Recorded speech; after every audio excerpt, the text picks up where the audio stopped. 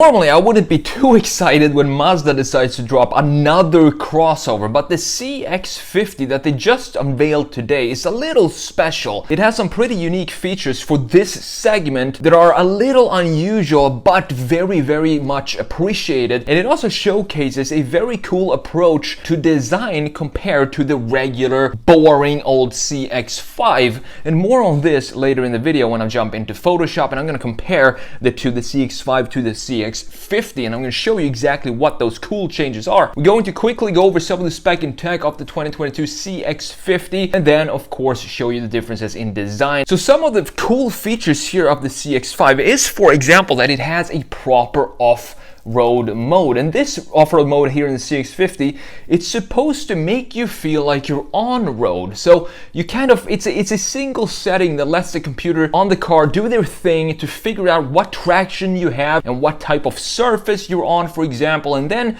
it's going to adjust the driving experience to make it feel as much as possible as you're driving on a normal paved road. It's pretty cool. I'm looking forward to seeing how this actually works in real life, if it's any good or not. It also has a towing mode, which is pretty unusual for this segment as well. So already it sets itself apart from being just another boring crossover, because we definitely do not need more of those. So this off-road and tow setting is pretty unique and specific for the CX-50 here. It shows that it's actually designed and engineered with the intent of being some sort of an off-roader, and that's something that I really appreciate in the vast ocean of crossovers that look like they might be capable off-road, but in fact are just front-wheel drive lifted hatchbacks with some plastic cladding on it. So for the engine choices here, you have two engine choices, and these are already in production with Mazda, and they are both the 2.5 liter inline 4-cylinder. One is turbocharged and one is not. So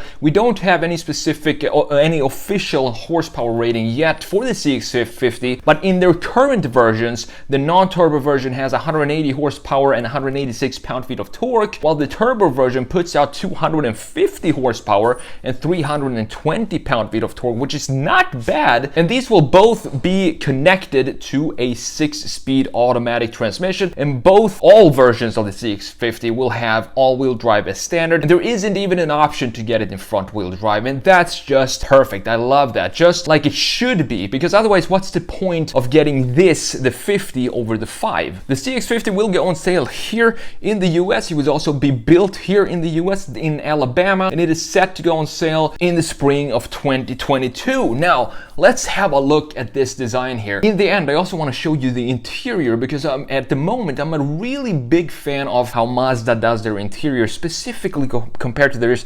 I would say maybe their biggest rival, Toyota, at the moment. Mazda, they do the interiors a little bit differently. I'm going to show you that at the end of the video here as well. But now let's have a look at the CX-5 here. At the top, as you can see right there, just another boring looking crossover SUV, supposed to be able to go a little off-road, and that's what this plastic cladding here is supposed to communicate, that it is a little off-road worthy. But just looking at it like this, it looks like the most generic crossover SUV you can think of. It's one of these cars that you have as extra cars in Need for Speed that cruise around on the levels, just fill up the streets and make it look like it's an actual world. If they put a crossover SUV in there, the Mazda CX-5 would be the exact car that they would choose. Now think of this. What usually happens when a company wants to take an existing model and turn it into something that's a little bit more off-road worthy? What do they do exactly? Well, in this case, what I would do if I was Mazda, and what we've seen with a bunch of other crossovers throughout time, is to add a little bit more of plastic cladding. Maybe make this part plastic as well. The more plastic we have on the designs, the more off-road worthy it is. I think that's the rule. Maybe add a little bit more of aggressive off-road tires here with a more aggressive pattern on it right here, and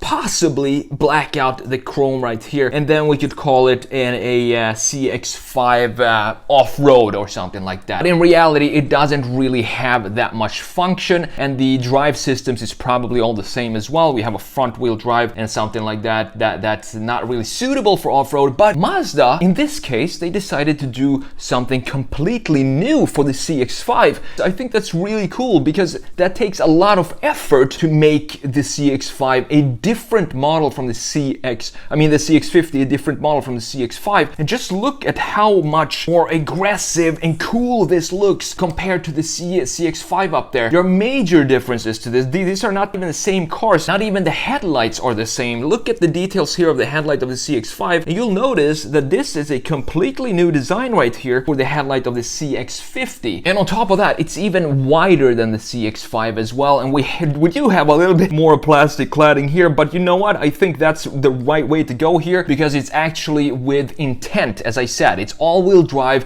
It even has an off-road mode. Adding some extra plastic cladding to it actually works in this case because it is actually more off-road capable than the original CX-5. And look at how much of a different this blacked out grille, it looks so much better, and it sits further in. It's also wider, it stretches further to the sides here than the CX-5, and also we have these intakes now. I'm not sure if these are functional. They kind of look functional, sucking in air right there, and also these new positioning lights down here. I think that looks cool as well. Very kind of in line with the off-road feeling that we're supposed to get from the CX-50 right here. And you're also gonna have these options such as the roof rack being available later in 2022 if you want to get that for your CX-50. Very cool as well. But the body is totally new. It's wider than the CX-50, and I want to bring attention to this part of the body right here. This seems to be a new design trend by Toyota and also Subaru at the moment to have this inverted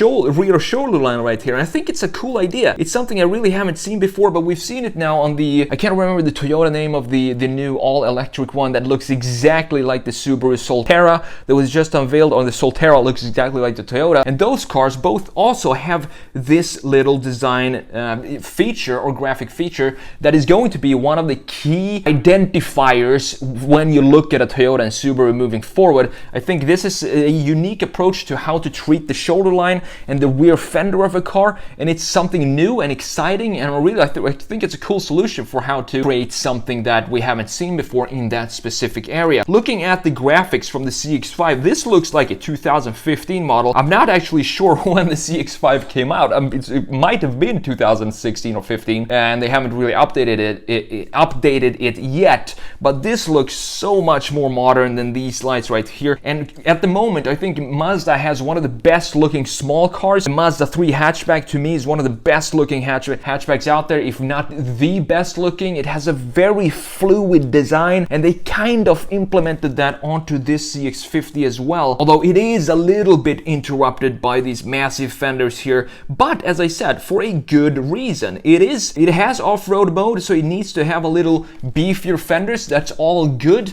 And we also have this outlet here. This is most likely fake. I'm not sure if it is functional. It's going to suck air out of this wheel well right here and then blow it out right here to reduce pressure inside here. That's usually something that you put on sports cars when the tire goes around in a very high velocity or speed. You want to reduce the pressure out there and have the air flowing out right here. So I'm pretty sure that's fake, but if we look at the front view, it kind of connects with this air intake right here. So you have the same kind of feeling in the front as you do in the rear right here as well. A good connection with the front graphics and the rear graphics. The same goes for the taillights here. Same kind of feeling, like if we look at the outline of this taillight right here, we have the same kind of feeling like we have right here in the front headlight as well. So a very beautiful SUV or crossover in my opinion. But as I've said, Mazda is on a roll now when it comes to design, and I think they're doing a very good job putting out cars that are not only reliable, but they also look great and very simple. They've reduced the styling and really hammered in the graphic features of their DNA onto